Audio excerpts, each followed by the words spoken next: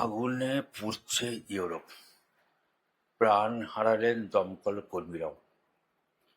Europe জুড়ে তাপপ্রবাহের জেরে ভয়াবহ দাবানল পরিস্থিতি তৈরি হয়েছে ফ্রান্স, স্পেন এবং গ্রিসে। আগুন নিয়ন্ত্রণে দিনরাত লড়ছেন হাজার হাজার দমকল কর্মী।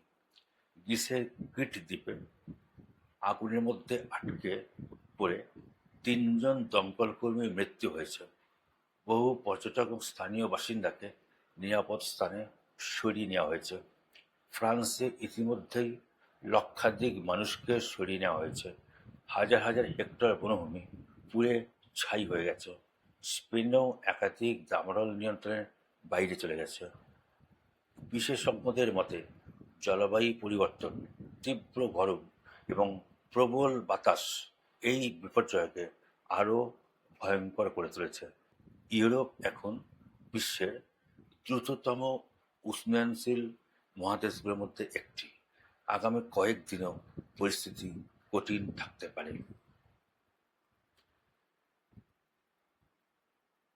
বিশ্বের বড় খবর সবার আগে পেতে ডেমোক্রেটিক ফ্রন্টিয়ার চ্যানেলটি সাবস্ক্রাইব করুন। আমি শিবনাথ খান, এতক্ষণ আমার সঙ্গে ছিলাম। এবার আমি বিদায় নিচ্ছি এই সংক্ষিপ্ত সংবাদ থেকে। আপনারা সকলে ভালো থাকুন। নমস্কার।